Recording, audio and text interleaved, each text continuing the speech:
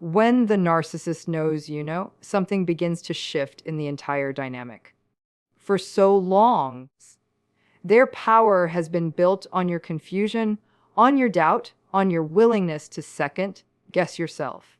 They thrive in the fog, in the uncertainty, in the places where you question your own memory, your own worth, your own reality. But the moment you begin to see it for what it is, the very foundation of their control starts to shake. Awareness is powerful. Awareness is the first step toward freedom. And while they may not change, what changes is the way you see them, the way you respond to them, the way you stop internalizing their dysfunction as your fault. When they realize, you may not even have said a word, but something in your demeanor is different. The way you hold yourself, the way you stop reacting to every provocation, the way you no longer explain yourself endlessly, those subtle shifts are not lost on them. They sense it. And because their control is rooted in keeping you unaware, keeping you trapped in self-blame, your newfound clarity feels like a threat. For them, it is unsettling. For you, it is liberating. But liberation is not without its challenges. When they know, they may push harder. They may ramp up the manipulation. They may resort to anger, or to charm, or to guilt, or to playing the victim. They will test whether your awareness is real, whether you'll hold on to it when the pressure comes, whether you'll slip back into the role they prefer for you. They may say, "You're overreacting," or "Why are you being so sensitive?" or "You don't know what you're talking about." That's the test.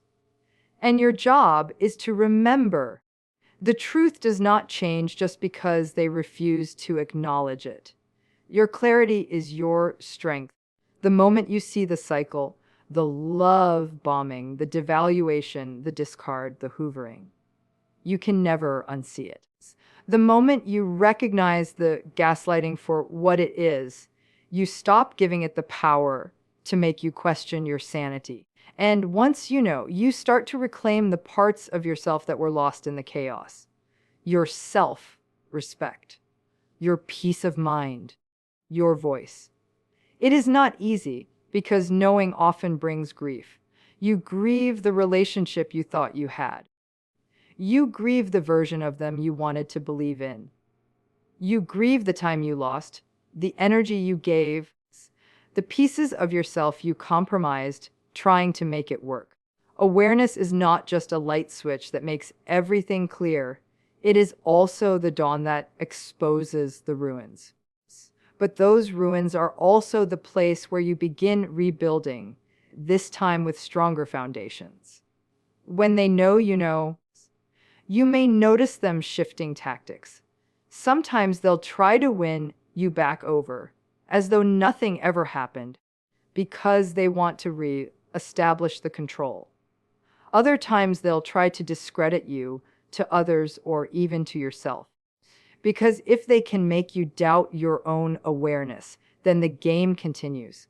This is where boundaries become not just helpful, but essential. A boundary is not a punishment, it's a declaration. I will no longer participate in my own diminishment.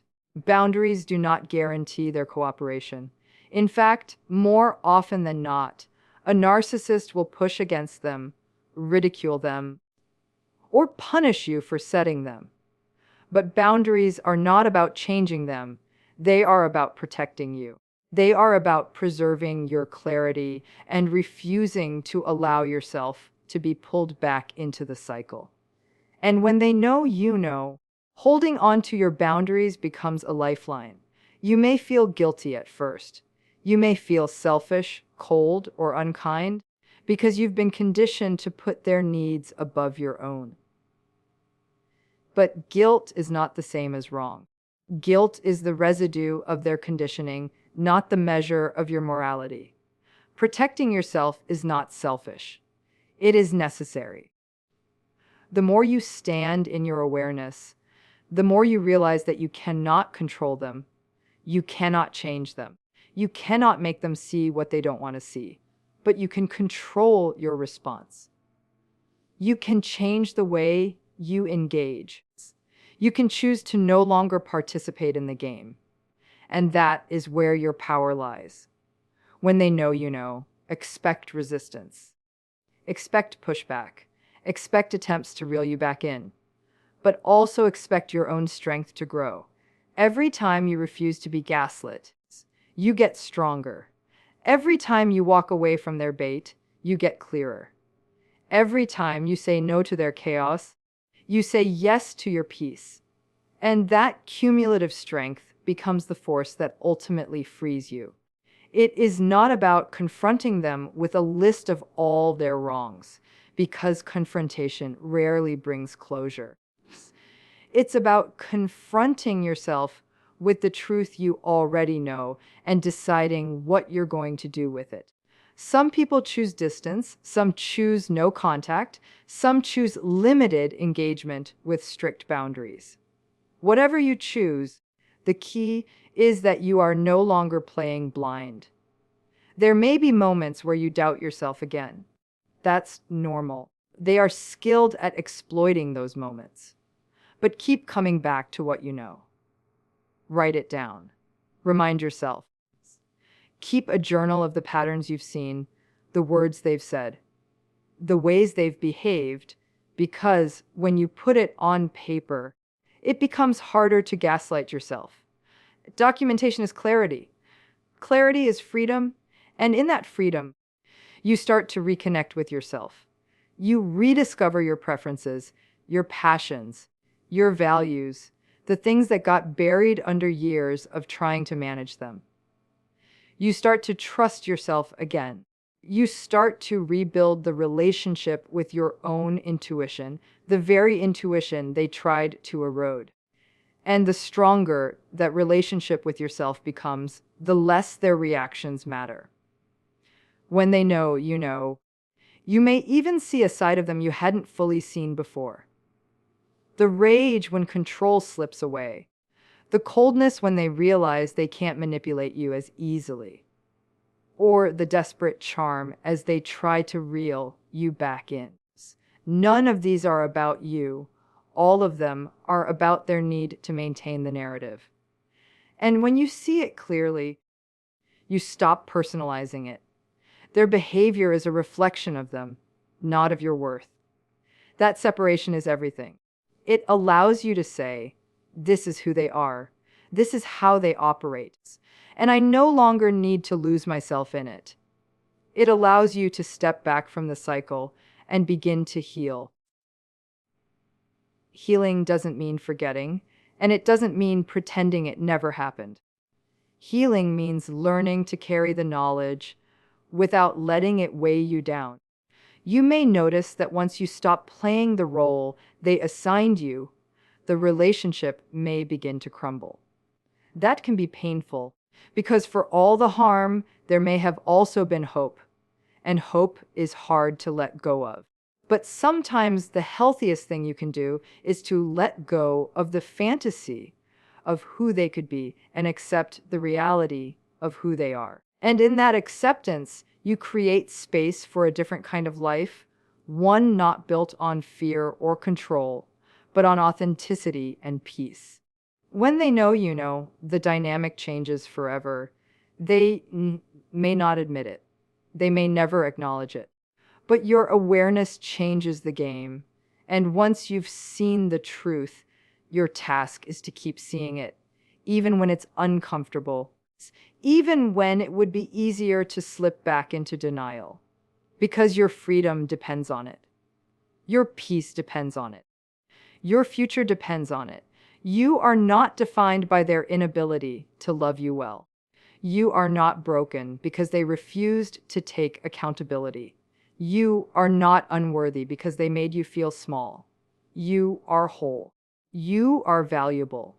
You are capable of building a life that is not dictated by their dysfunction. And when they know you know, they may never say it out loud, but deep down, they understand that something has shifted. You are no longer their pawn. You are no longer their captive. You are no longer the version of yourself who didn't see. You are awake. And once you are awake, you can never go back to sleep. Awareness is the moment the fog starts to lift, and that in itself is powerful because it exposes the truth that was hidden beneath layers of confusion. For so long, you may have felt disoriented, doubting your own memories, your own interpretations, even your own instincts. That doubt was not accidental. It was carefully planted and watered through gaslighting, contradictions, and subtle manipulations designed to make you lose trust in yourself. The narcissist relies on your confusion to maintain control, because if you are busy second guessing your every move, you are less likely to question theirs. But the moment you begin to recognize the pattern, something shifts inside you. You start piecing together moments that never quite made sense, conversations that left you spinning, and behaviors that seemed inconsistent. What once felt like random chaos suddenly reveals itself as a cycle, and naming that cycle strips it of its mystery.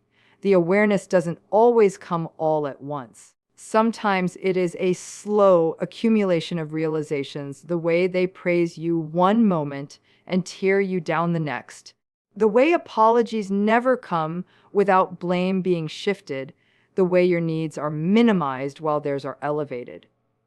Other times, it arrives like a jolt, a single interaction that suddenly makes you see the entire relationship through a new lens. Either way, once you know, you cannot unknow. That is why awareness is such a turning point. It is not simply intellectual knowledge. It is a felt recognition that something is deeply wrong and that it is not your fault. This kind of clarity does not just change how you see them, it changes how you see yourself. Instead of accepting their version of you as inadequate or oversensitive, you start to see that you were reacting in perfectly human ways to a damaging pattern. Instead of believing that if you just tried harder, things would get better, you begin to recognize that no amount of effort on your part can transform a dynamic rooted in control and manipulation. Awareness recenters you in your own truth. It validates the unease you have carried for so long and whispers that you were right to feel what you felt. And once that awareness sets in, the narcissist senses it. Even if you don't confront them directly, even if you say nothing, they notice the subtle changes in your behavior. You stop explaining yourself endlessly. You stop reacting with the same intensity when they provoke you. You start observing more than defending. And for them, this shift is unsettling because the system they built to keep you entangled requires your confusion to survive. Awareness is like pulling the curtain back on the illusion. You see the machinery behind the performance, and the spell begins to break. What's important to understand is that this awareness is not just about them. It is about you reclaiming your realities. The clarity is yours to hold on to, and it is the first piece of armor in protecting your mental and emotional well-being. It doesn't necessarily make the situation easier in the short term. In fact, it may make things more difficult as they react to your shift. But in the long term, awareness is the seed of freedom. Because once you see the cycle for what it is, you can begin the work of stepping out of it. When the narcissist senses that your perspective has shifted, their behavior often changes in noticeable and unsettling ways. For a person who relies on control, manipulation, and dominance in relationships, your clarity is not just inconvenient, it's threatening. They have built a dynamic where you doubt yourself and defer to them, where you question your own perceptions while accepting theirs as truth. The moment you stop doing that, they begin to feel the cracks in their control, and their instinct is to push back harder. They may try to reassert their power with anger, using intimidation or explosive reactions to scare you back into compliance. They may use guilt, suggesting you are abandoning them, betraying them, or being ungrateful for all they have done. Or they may shift into charm, love, bombing you with attention, promises, or sudden affection to lure you back into the role you once played. This pushback is not random, it is strategic. The narcissist is testing you to see whether your clarity is genuine or temporary. They want to know if you will hold on to your truth when the pressure builds, or if you will fall back into doubt when they turn up the intensity. You might hear lines like, "You're imagining things," or "I don't know where you're getting these ideas." They may accuse you of being paranoid, ungrateful, or even cruel. These responses are not admissions of misunderstanding. They are deliberate attempts to destabilize you, to shake your confidence in what you now know to be true. The challenge in this moment is not just recognizing their tactics, but resisting the pull to engage on their terms. Because every time you re-enter the cycle of defending yourself, explaining, or pleading for them to see your point of view, you give them a foothold. They thrive on drawing you back into arguments where logic never wins. Because those arguments are not about truth. They are about control. Your strength comes from stepping back, holding onto your clarity, and refusing to participate in the game you now see clearly. It is natural to feel shaken when they escalate. It is normal to feel doubt creep back in when they insist that you are wrong. But the fact that they react so strongly to your awareness is confirmation that you are on the right path. Their discomfort reveals just how much their control depended on your blindness. The more you stand in your truth, the more desperate their attempts may become. Yet with each attempt, you also gain more evidence of the pattern, more confirmation that what you suspected is real. This is the moment where self-trust becomes essential. Trusting yourself means believing your observations over their denials, your memory over their revisions, your feelings over their dismissals. It means recognizing that their pushback is not proof that you are wrong, but proof that they are losing their grip. The resistance you encounter is not a reason to doubt your awareness. It is a sign that your clarity is powerful enough to disrupt the system they worked so hard to preserve. Boundaries are often the very thing that shift the dynamic most dramatically once you begin to see the narcissist clearly. For so long, you may have been conditioned to believe that saying no was wrong, that asserting your needs was selfish, and that drawing lines was a form of rejection. This conditioning is not accidental. It benefits the narcissist for you to be endlessly accommodating, forgiving, and available.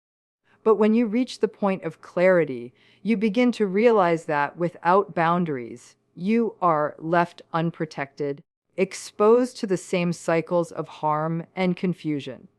Boundaries are not about punishing or changing the narcissist.